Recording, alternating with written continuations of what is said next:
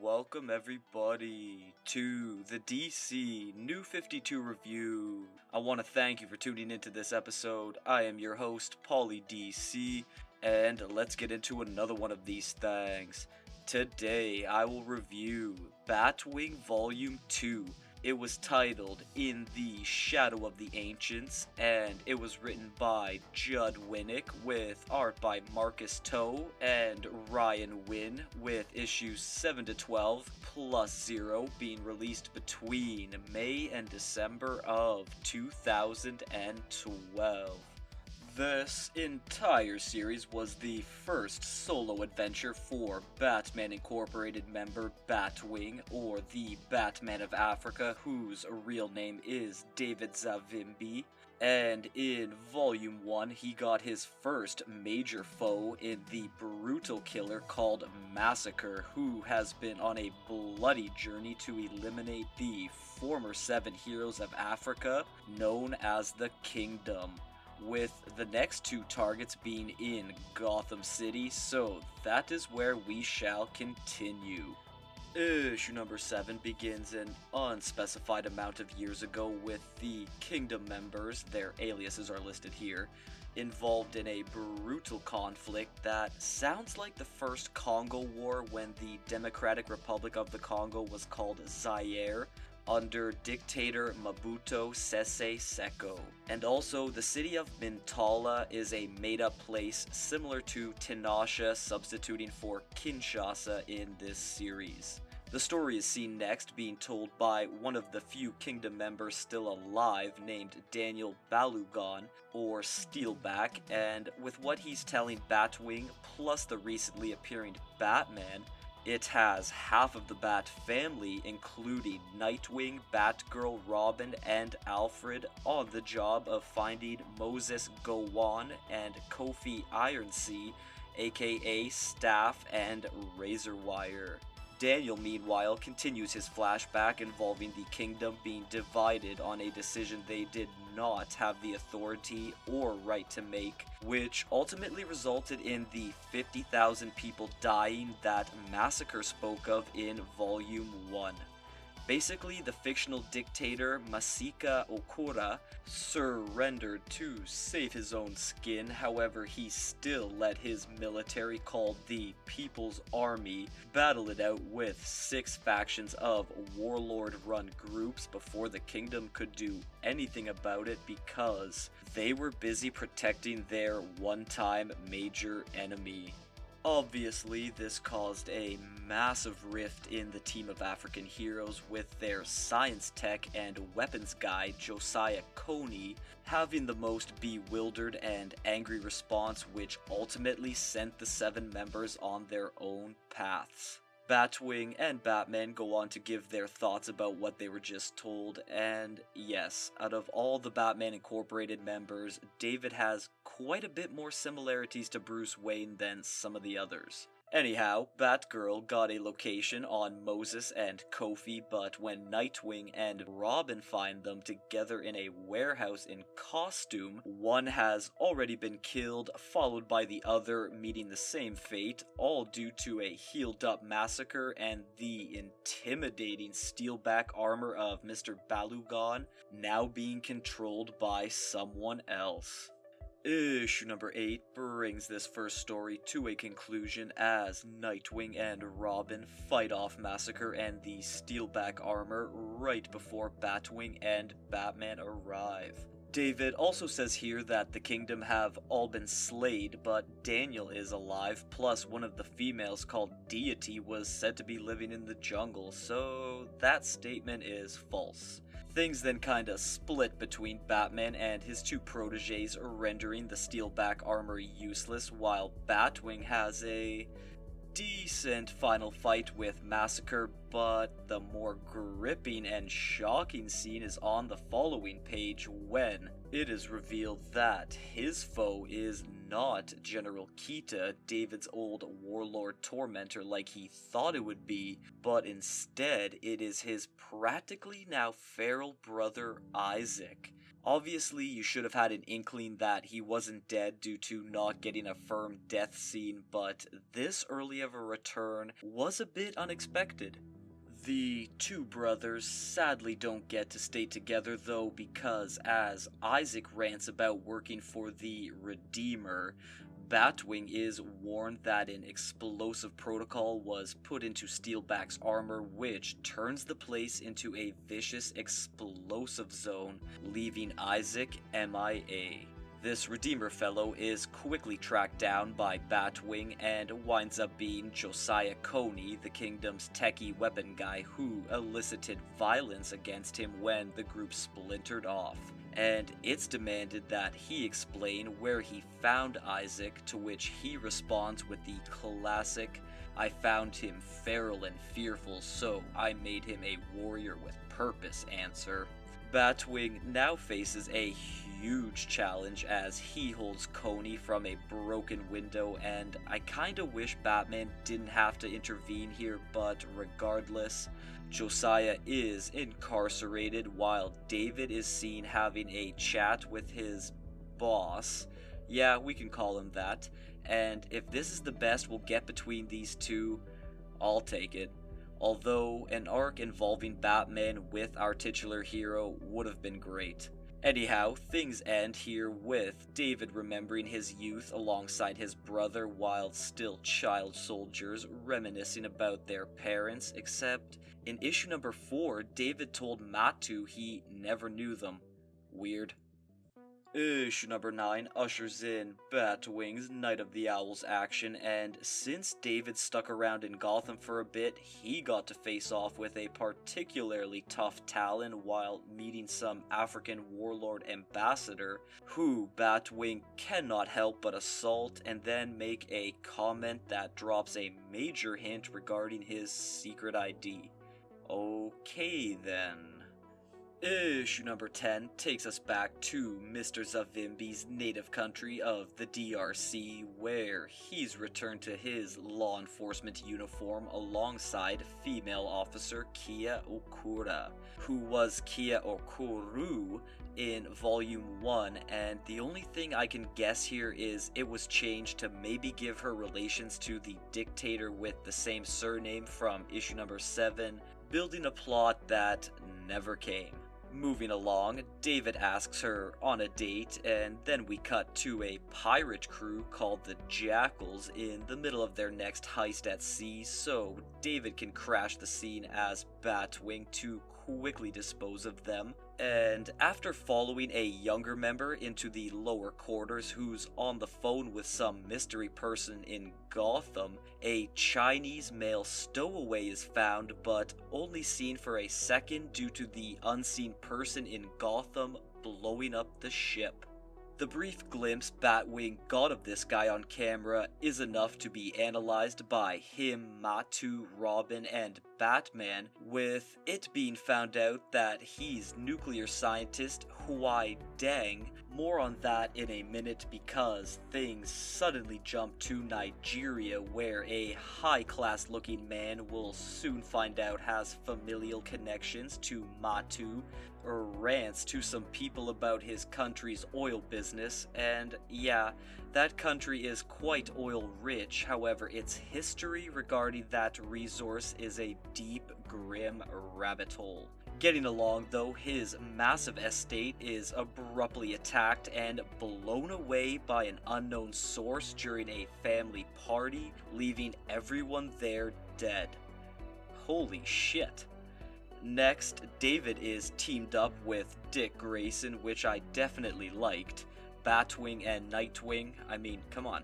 They're in China looking into Mr. Deng, where it is learned our main hero is quite tech-savvy, and as some local gangsters realize the two are in the area, Matu finds out his entire family is gone. This edition then wraps up with Nightwing and Batwing being ambushed by what I can assume is called the Red Dragon Gang because of their vests and their leader named Long, which means dragon in Chinese, being able to metamorph into a big red lion. Just kidding, a dragon. Hard to believe, right? Finally, on the last page, none other than the Penguin Oswald Cobblepot is revealed to be the one working this Africa Why Dang scheme.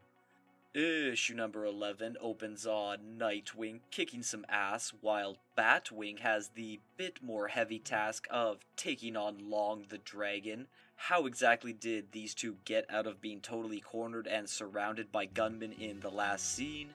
Figure it out yourself. Batwing has a pretty good fight with his foe just as Nightwing wraps up his beatings while a hard drive of extracted information they planted is ready, so Long Dragon gets defeated by a simple sonic attack, which was kinda lame. Next, the antagonist for this issue and the following one is seen, the imposing sledgehammer-wielding Abraham Atta, or Lord Battle, who rules the fictional African nation of Tundi, which is more locked down than North Korea and more totalitarian than Turkmenistan combined. Why is he here exactly? Well, it seems that Matu's oil baron family, who all recently lost their lives, were Tundi natives and will be laid to rest there. Matu attends the ceremony alone days later, where he views the country and meets Lord B's Goonie gang called Bloodstorm, which consists of Striker, Sniper, a Martian Manhunter cousin called Fallen, and Neith, an Egyptian-Libyan deity. Over in Uzbekistan, Nightwing and Batwing are teamed up again, taking on the Wonton group, following up on the Huaidang case, and after hacking into their system, David sends schematics to Batman, which somehow leads him right to Penguin's door at his Iceberg Casino, wherein he does some normal Batman stuff and yells about Oswald selling a nuke to someone. What the friggin' hell is this? Of course, the buyer will obviously be later revealed to be Lord Battle, and when Matu is seen sneaking around Tundi while contacting David on the sly, he discovers tons of oil drilling fields which no outsiders know about, so his host promptly has him subdued and captured, except Batwing was listening and goes on to say, "See you soon, buddy." Issue number 12 features the Justice League International making a cameo, so for a quick roll call, we got Booster Gold, Green Lantern, Guy Gardner, August General in Iron, Godiva, and, well, that's it. From the original bunch, that is. Fire, Ice, and Vixen, who has past ties to David, which brought him to join the team, which we'll see in Justice League International Vol.2, are injured. But Nightwing is still here, plus there's newcomer to the team, OMAC. The heroes are taking on Bloodstorm and Lord Battle, but not giving an extended fight scene here was a big lost opportunity. Things then jump back 10 hours with the team meeting in the Haven to discuss their entry into Tundi. Again, a fight scene here would have been better, but whatever. As they took to the jungle, Matu is seen in hospital lockdown, wherein Lord Battle admits to killing his family over African oil business, which coincides with the JLI getting caught on the following page. A mini battle happens before Lord Battle joins in, requiring everyone's attention, and what is happening with Batwing going full out Dragon Ball Z here? Anyhow, Matu is next seen cleverly escaping his confines with only one good arm and eye now. Then he contacts David alongside Batman, who both inform our main hero how to defeat his latest enemy, which is good because even these heavy-hitting Justice Leaguers can't seem to hurt him. Apparently, Abraham here has some kinda symbiotic, synergistic relationship with Tundi itself, where they both need to always be connected in order to both thrive in exorbitant fashion.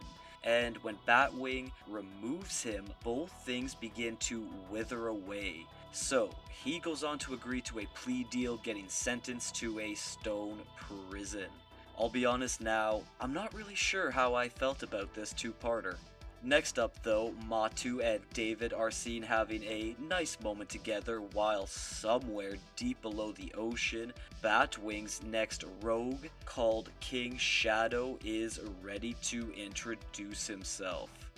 Issue number 0 concludes this book, and there is a massive contradiction right out of the gate with a young, aggressive David violently fighting on the streets and being found by Matu, who still has both eyes, even though in issue number 4 these two met when Mr. Ba already had the eye patch. Plus, David approached a child care home on his own in that issue, yet here he's brought there by Matu and his partner, Miss Renee Diallo. Why was this Bufo inclusion even here? Because Judd Winick was still writing? I don't know, and I don't care.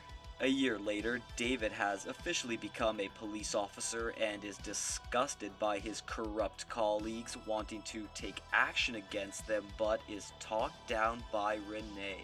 Unfortunately, her wisdom gets lost forever when she and Matu are attacked by a demon-looking meta called Death Jack, who kills her and badly maims Matu, including a lost eye. Whatever. And this turns David onto his path of vigilantehood, first seen in a pretty insipid costume. Ninja baton David finds and beats the piss out of DJ after a short fight with him, leaving him strung up for the cops, and this gives our main character his familiar Bat family loss aspect, seen when he visits Renee's grave and then does battle with humanoid hippos, a Jax lookalike from Mortal Kombat. Also, the heroes battling alongside him here, I have zero clue who they are. After months of this new life, David is showing its painful effects, though giving Matu a chance to show he's just a black Alfred Pennyworth, followed by costumed David beating on his old foe Blood Tiger's crew, doing his best Batman warning impression, which has garnered the real thing's attention as he invites the soon-to-be Batwing to the USA, more specific, the Batman Incorporated Armory, wherein he and Matu are asked to join the ranks with a rather tempting first day on the job gift. Alright. Kicking off with the plot, it definitely took a wide turn from the opening one. First, it was a homegrown story with strong African roots, and then we got Batwing in full-out Bat family activity, traveling the world, and even hooking up with the Justice League International. A lot to take in during a short time. I did like seeing David expand out of his element, but having Batman come in to conclude the massacre story felt a tad cheap in order to elicit higher interest. Also, a single mention of Matu's oil family roots in Volume 1 would have been nice, so it didn't feel so out of the blue here, and Penguin suddenly selling nukes to foreign dictators seemed a bit out of his realm. Hopping over into the art next, I thought the stuff was pretty great. Well-conceived action scenes, Nightwing, Batwing, Batman were looking good, along with Lord Battle, Talon Alexander, Long the Dragon, and Bloodstorm. It was an all-around complete collection of well-done drawings of the entire cast. Ending on dialogue for this one, I wasn't sure where else to say this, but Bloodstorm's names were not very creative, so yeah. Anyhow, it was quite standard for a story that expanded the character a lot. They all sort of had their own thing going on, while it was actually Nightwing who I was enjoying listening to here. And of course, David remained noble and undaunted sounding, however, Matu is the man. easily one of the best side characters out there in the New 52. That's gonna wrap up this review for today though, and if you've watched until the end here, I want to personally thank you for that, and to please like, share, and subscribe. Please follow me on all my social media platforms, and to please join me next time for Birds of Prey Volume 2.